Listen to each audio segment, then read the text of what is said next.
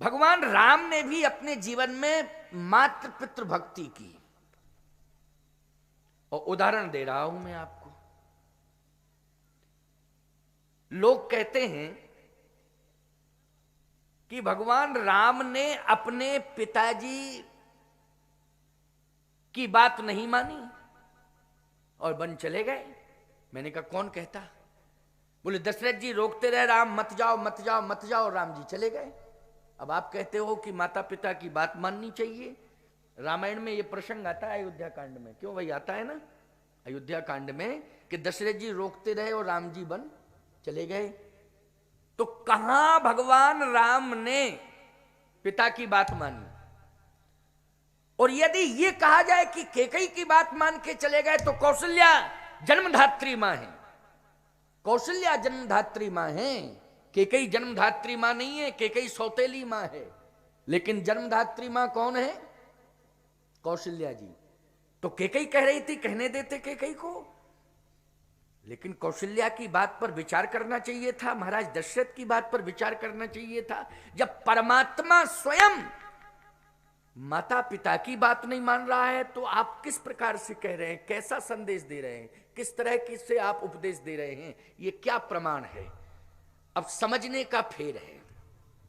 हम लोग रामायण को पढ़ते तो हैं, लेकिन रामायण के मर्म को नहीं समझते हैं।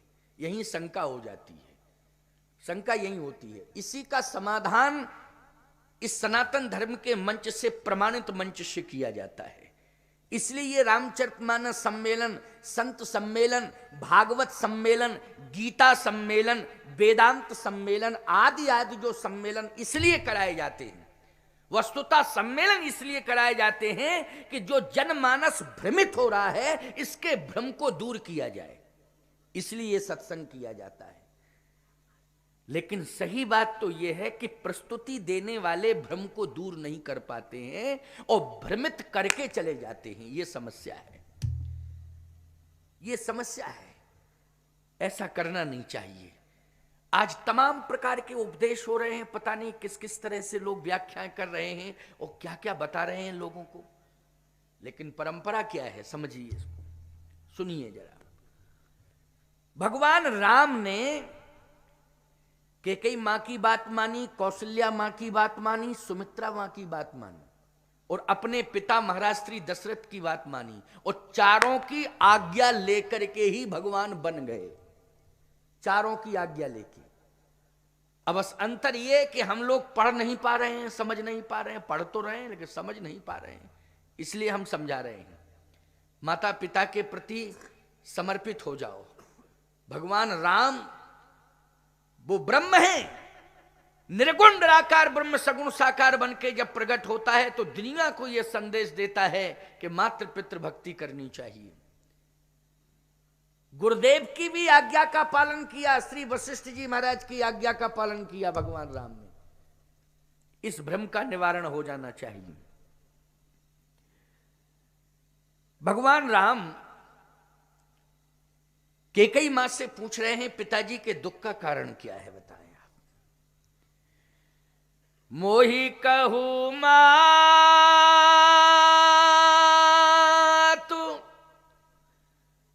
तात दुख कारण,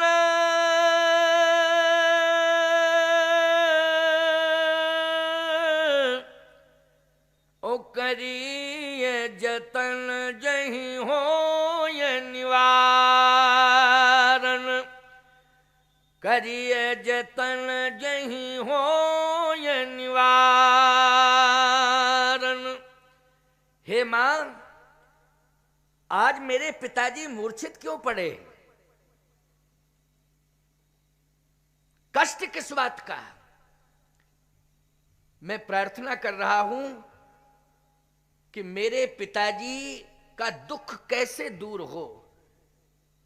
इसके लिए मुझे आप पहले ये कारण बताएं कि दुखी क्यों हैं, फिर मैं निवारण करूं। पहले कारण समझूं, क्योंकि बेहोश पड़े नहीं, पिताजी से पूछ लेता, लेकिन आप बताएं कि कारण क्या है, तब मैं निवारण करूं। कैकेयी ने कहा, राम तुम्हारे पिताजी छोटी सी बात पर नाराज हो गए और इतने नाराज हुए कि टेंशन में आ गए और वो बेहोश हो गए। थोड़ा ज्यादा टेंशन होता है तो बेहोशी आ जाती है, क्यों भाई, आ जाती कि नहीं? इसलिए मैं एक बात जरूर कहता हूं, पति पत्नी जब अकेले में बात कर रहे हो तो दोनों को सावधानी बरतना चाहिए। तीसरा कोई है नहीं, पति पत्नी है और बात कर रहे हो तो दोनों को सावधानी बरतना है। कहीं ऐसी बात ना हो जाए, पत्नी ना कह दे कि पति टेंशन में ज्यादा आ जाए, कहीं पति पत्नी से ऐसी बात ना कह दे कि पत्नी टेंशन में आ जाए। क्यों भाई, स्थिति तो यहां बिगड़ जाती है कि पत्नी की बात पति सुनता है तो बेचारा टेंशन में आता है और बेहोश हो जाता है, लेकिन पति के द्वारा पत्नी अगर कहीं टेंशन में आ गई तो वो सीधी बेहोश होश नहीं होती, सल्फासा ही खा लेती है बस, जब ज्यादा टेंशन में आती। क्यों भाई, यही कंडीशन होती कि नहीं होती? और फिर ऐसी कंडीशन में पूरा घर बर्बाद हो जाता है। बोलो, हो जाता है घर बर्बाद कि नहीं? और बहुत गलत तरीके से घर बर्बाद होता है प्यारे। इसलिए चाहिए राम कथा सुन करके ये डिसीजन लो, निर्णय लो कि आपस में बात तो हम करें लेकिन संतुलन न बिगड़ने पावे, संतुलन बना के चलें। क्यों भाई, यही होना चाहिए कि नहीं? समाज में भी आपस में यदि बातचीत हो रही हो तो बातचीत तो होना चाहिए, लेकिन बातचीत इस तरह की नहीं होनी चाहिए कि संतुलन बिगड़ जाए। संतुलन कैसे बने, इसके लिए राम कथा सुनो। राम कथा इसलिए सुनना चाहिए, रोज रामायण घर में पढ़ना चाहिए। और रामायण पढ़ो तो हिंदी में जो नीचे अर्थ दिया गया है, इस अर्थ को भी पढ़ना चाहिए, क्योंकि ये अर्थ इतना बढ़िया है कि कभी कभी पढ़ते पढ़ते पढ़ते पढ़ते जो उलझन रहती है मस्तिष्क में, अर्थ ऐसा सामने आ जाता है कि वो अर्थ ही तुम्हारी जिंदगी के अनर्थ को समाप्त कर देता है। ऐसा रामचरितमानस का अर्थ है। इसलिए रामायण को जरूर पढ़ना चाहिए। माता जी आप बताएं, आपसे मेरी प्रार्थना है कि कहीं ने कहा छोटी सी बात पर नाराज हो गए। भगवान राम ने कहा नहीं, ऐसा हो नहीं सकता। थोरे बात पितहि दुख भारी, होत प्रतीत न मोहि महतारी। थोड़ी सी बात पर पिताजी को दुख हो जाए, ये मुझे विश्वास नहीं हो रहा है। बात कोई बड़ी है, अगर छोटी सी बात है तो बताओ छोटी सी बात है क्या? केकई ने कहा राम, बात यह है कि तुम्हारे पिताजी कह रहे हैं कि मैं राम को राजा बना रहा,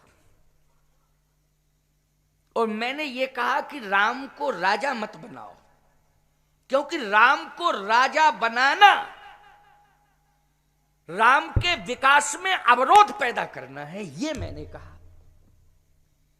राम को, केकई कह रही है इस बात को कि राम को राजा बनाना राम के विकास में अवरोध पैदा करना है, राम के व्यक्तित्व में अवरोध पैदा करना है। इसलिए मैं चाह रही हूं कि राम को राजा मत बनाओ।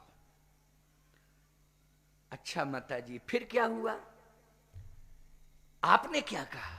मैंने यही कहा मत बनाओ। अरे मत बनाओ ठीक है, फिर आगे और क्या कहा कि जिससे बेहोश हो गए? कहा मैंने ये कहा है कि अगर राजा ही बनाना है तो भरत को बना दो, भरत को।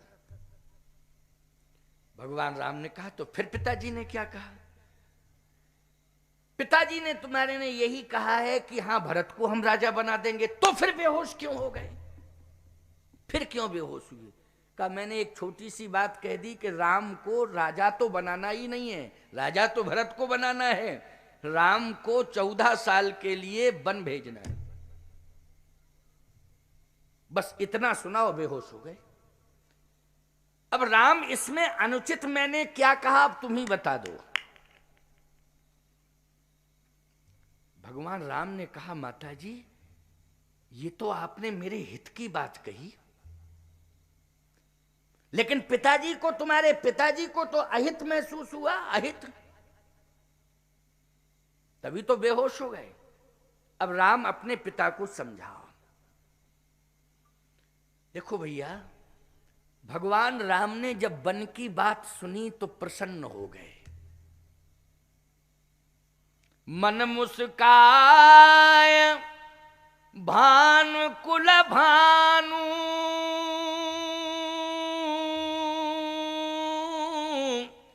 राम सहज आनंद निधानु। वन की बात सुनकर के भगवान प्रसन्न हो गए, लेकिन मन ही मन प्रसन्न हुए। अच्छा बोलो, बहिरंग प्रसन्नता ज्यादा अच्छी होती है कि अंतरंग प्रसन्नता ज्यादा अच्छी होती? बताओ। अंतरंग प्रसन्नता ज्यादा अच्छी होती है। ये बहिरंग प्रसन्नता तो बनावटी होती। जैसे कोई आतंकवादी आ रहा हो, समझना जरा, और आप सामने दिखाई दिए तो आप देखते ही कहेंगे भैया राम राम, और सब ठीक है, बहुत अच्छा हुआ। हम तो सोच रहे थे भैया जी बहुत दिन से नहीं मिले, लेकिन आज मिल गए तो हम तो इतने प्रसन्न हैं, इतने प्रसन्न हैं कि हमें तो संसार की संपत्ति मिल गई। अब बोलो, ये बनावटी प्रसन्नता है कि नहीं? ये नाटक है, नकलीपन है कि नहीं? जल्दी बोलो। और जैसे ही वो थोड़ा आगे निकला तो तुमने तुरंत कहा हे भगवान बच गए, वो इस धूर्त का मुंह अब दोबारा देखने को न मिले। बोलो बोलो, यही कहते हो कि नहीं कहते हो? वास्तविक प्रसन्नता होती है अंतरंग, हृदय की प्रसन्नता है। दबाव से जो समाज में प्रभाव बनाता है, समाज अंदर ही अंदर कुंठित हो जाता है।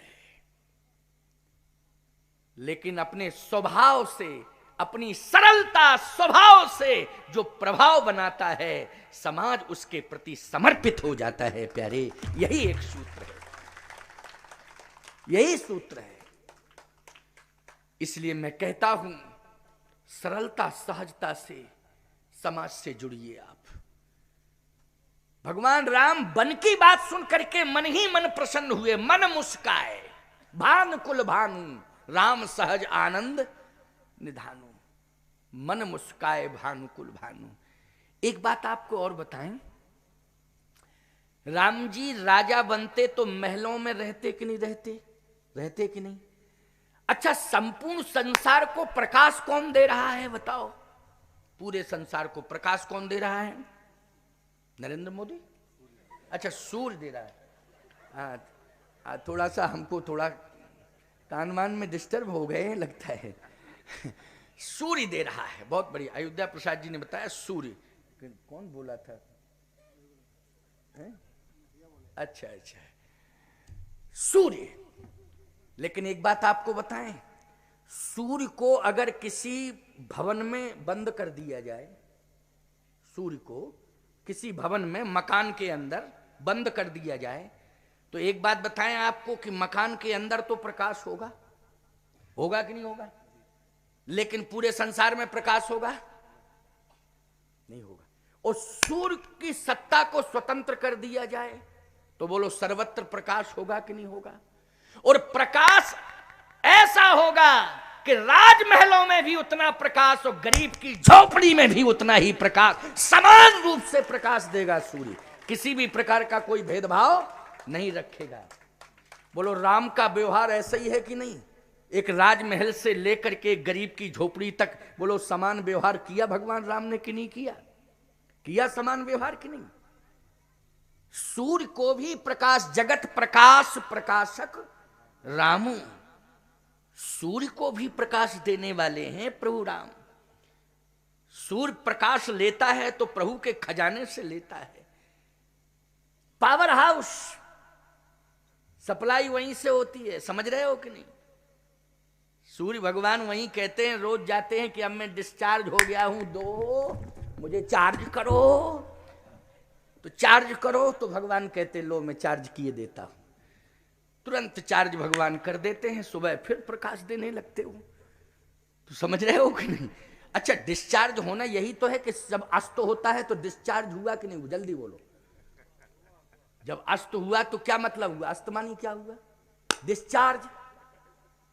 और फिर जब डिस्चार्ज होता है तो भगवान से कहता है कि प्रभु अब सुबह का रात भर में चार्ज कर देंगे, चिंता मत करो। और जैसे ही प्रातःकालीन वेला हुई, भगवान ने इतना प्रकाश दे दिया कि उसने फिर प्रकाश देना प्रारंभ कर दिया। जगत प्रकाश प्रकाशक रामू। प्रकाश को एक महल के अंदर नहीं रखा जा सकता है, प्रकाश की व्यवस्था स्वतंत्र हुआ करती है। इसलिए भगवान राम, ये राजा जितने होते हैं अयोध्या में, चाहे जिस राज्य में राजा हों, इनका संबंध विकास से है। बोलो, है विकास से कि नहीं? आप भी मुख्यमंत्री किसी को बनाते हो तो उम्मीद करते हो प्रदेश का विकास होगा, प्रधानमंत्री बनाते हो तो उम्मीद करते हो कि देश का विकास होगा।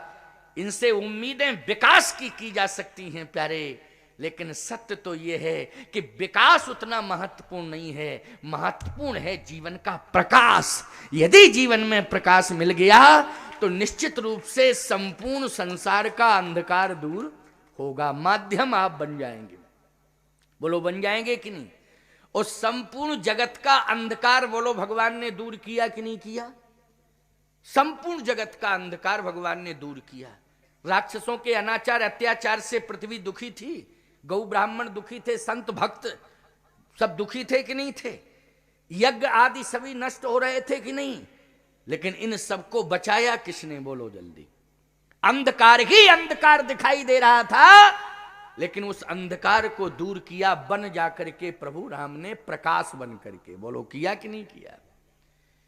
इसलिए कैकेयी ने कहा, राम तुम सूर्य के भी सूर्य हो, सूर्य के भी सूर्य हो, ये वंश सूर्य वंश है, लेकिन राम तुम सूर्य के भी सूर्य हो। और सूर्य के सूर्य को एक महल में कैद कर दिया जाए। दूसरी बात, राम सुनो, अकेले नहीं जाना है तुम्हें, फिर का लक्ष्मण को साथ लेके जाना है। लेकिन ये बात मैंने कही नहीं, क्योंकि तुम्हारा नाम सुन के ही बेहोश हो गए तुम्हारे पिताजी। लेकिन राम, मैं कह रही हूं इस बात को कि तुम्हें अकेले नहीं जाना है, फिर लक्ष्मण को भी साथ लेके जाना है। क्यों? तुम केवल सूर्य ही नहीं हो, तुम पुरुष सिंह दो वीर, तुम दोनों सिंह के समान वीर हो।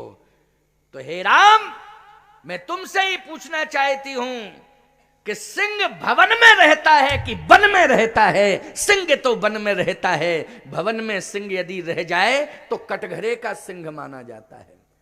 बोलो, सर्कस का शेर माना जाता है।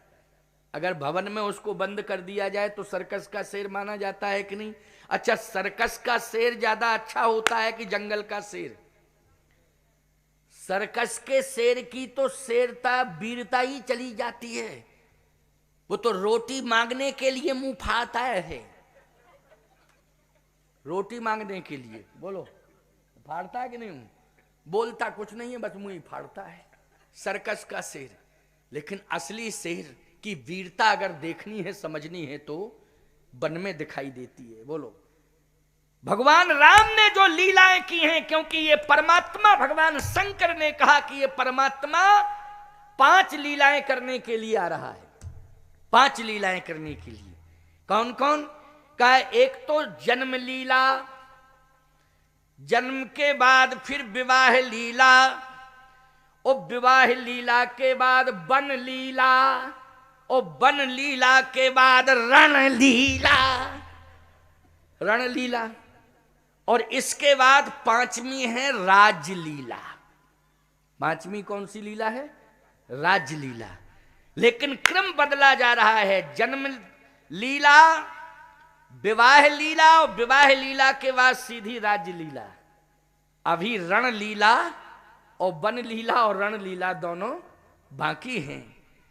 इसलिए वीरता अगर देखनी है सिंह की तो वन में जाके देखो, ये भवन वन में वीरता दिखाई नहीं देती है। राम, लक्ष्मण भी सिंह ही है। क्या है? सिंह है। अगर तुम सिंह हो तो सिंह का बच्चा है, अच्छा बोलो, जहां सिंह रहेगा वहां सिंह का बच्चा रहेगा कि नहीं? वहां सिंह का बच्चा रहेगा। और सीता भी जाएगी तुम्हारे साथ, क्योंकि राम अगर तुम सिंह हो तो सीता सिंहनी है और लक्ष्मण सिंह का बच्चा है। ये सबकी, इन तीनों की शोभा अगर है राम, तो वो वन में है, भवन में नहीं है। तो दशरथ जी को थोड़ा होश आया, थोड़ा सा, राम आ गए, क्योंकि कहा तीनों की शोभा वन में है। तो दशरथ जी ने कहा अगर तीनों की शोभा वन में है तो भरत भवन में क्यों रहे? भरत की शोभा वन में नहीं है, वो भी तो रह सकता है वन में। कैकेयी ने कहा नहीं, वो वन में नहीं रह सकता। क्यों?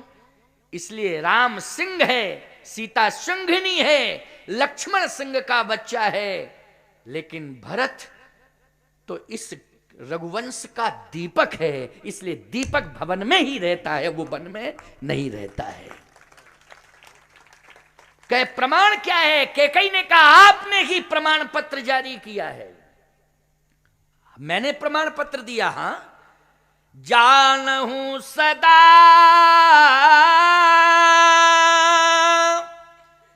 भरत कुल दीपा, ओ बार बार मोह कहे महीपा। जानहूं सदा भरत कुल दीपा, आपने ही तो कहा था कि भरत कुल का दीपक है, भरत कुल का दीपक है। तो दशरथ जी ने कहा कि मैंने राम को सिंह नहीं कहा, राम को मैंने सिंह नहीं कहा। सिंह तो तुलसीदास जी ने लिखा पुरुष सिंह दो वीर। मैंने कहा अगर भरत को मैंने दीपक कहा है तो राम को मैंने सिंह नहीं कहा है। कैकेयी बोली अच्छा ये बताओ क्या कहा आपने?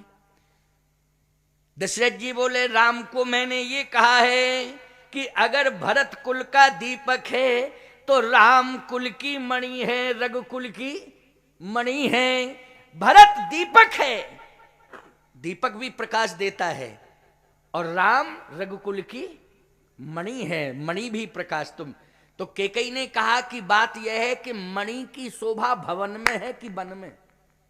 अच्छा एक बात बताओ, मणि को अगर तिजोरी में रख दिया जाए तो मणि की कोई कीमत होगी? प्रकाश केवल तिजोरी तक होगा कि नहीं होगा? जल्दी बोलो। तिजोरी में उसको बंद किया जाए तो मणि का प्रकाश केवल तिजोरी तक होगा।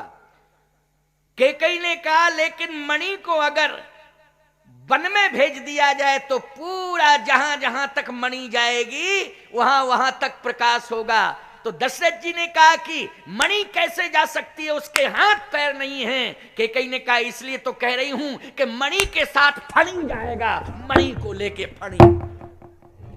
अच्छा बोलो भाई, मणि जहां जहां भी जाती है उसको कौन ले जाता है? सर्प मानी फणी, फणी मानी सर्प, और सर्प मानी फणी, फणी मानी सर्प। तो लक्ष्मण कौन है जल्दी बोलो? शेष हैं कि नहीं? शेष मानी सर्प, लक्ष्मण सर्प है, शेष है जो सहस शीस अहिस महीधर लखन सचराचर धनी। अहिमानी होता है सर्प, सर्प मानी होता है शेष, शेष मानी होता है लक्ष्मण। इसलिए लक्ष्मण रूपी सर्प राम रूपी मणि को ले जाएगा। और एक बात सुन लीजिए महाराज, जो मणिहारा सांप होता है ना, मणिहारा सांप मानी मणि जिसके पास, सब नहीं, सब सर्पों में मणि नहीं होती है, समझ रहे हो कि नहीं? सब सर्पों में कहाँ मणि होती? सर्प तो सैकड़ों निकलते रहते हैं, लेकिन मणिहारे सर्प कम ही होते हैं कि नहीं? लेकिन विशेषता है क्या, जो मणि वाला सर्प होता है वो सर्प सोता नहीं है, वो जागता ही रहता है। क्यों? रक्षा करता है। किसकी रक्षा करता है? मणि की, कि मणि कोई ना ले जाए। तो ईमानदारी से बताओ 14 साल तक लक्ष्मण सोए? बोलो जल्दी, कहां सोए? करते क्या रहे? कछुक दूर सज बाण सरासन, जागन लगे बैठ वीरासन। रक्षा करते रहे। क्यों भाई? धनुष बाण लेकर के पहरेदार बनकर के रक्षा की कि नहीं की? और बोलो मणि का पहरेदार कौन होता है? सर्प ही होता है। और लक्ष्मण जी ने 14 साल राम रूपी मणि की जाग कर रक्षा की कि नहीं की? पहरा दिया कि नहीं दिया? मणि की रक्षा करने में पहरेदार कौन होता है? सर्प होता है। तो सीधी सी बात यह है कि कैकेयी ने कहा राम जी अब बताओ मैंने गलत क्या कहा? गलत कहा हो तो बताओ। अब मैं पिताजी से पूछता हूं। भगवान कहते हैं पिताजी से पूछ रहा हूं। जैसे प्रभु श्री राम ने अपने पिताश्री को उठाया, कहा पिताजी राम आ चुका है, आप क्या चाह रहे हैं? मैं तो ये चाह रहा हूं कि राम तुम अयोध्या छोड़ के मत जाओ, तुम्हारे बिना मैं रह नहीं सकता, मत जाओ। कैकेयी ने कहा तो राम एक बात सुन लो, अगर तुम अयोध्या छोड़ के वन नहीं जाओगे तो सूर्य की किरण नहीं निकल पाएगी और मैं प्राण त्याग दूंगी। सुन लो राम। अब बोलो राम के सामने धर्म संकट आ गया कि नहीं? दशरथ जी बोले राम तुम गए और मैं मरा। कैकेयी बोली राम तुम नहीं गए तो मैं मरी। अब बोलो दो में से किसी एक को मरना पड़ेगा। पुत्र के सामने धर्म संकट आ गया कि मां को बचाया जाए कि पिता को बचाया जाए? बोलो भाई किसको बचाया जाए?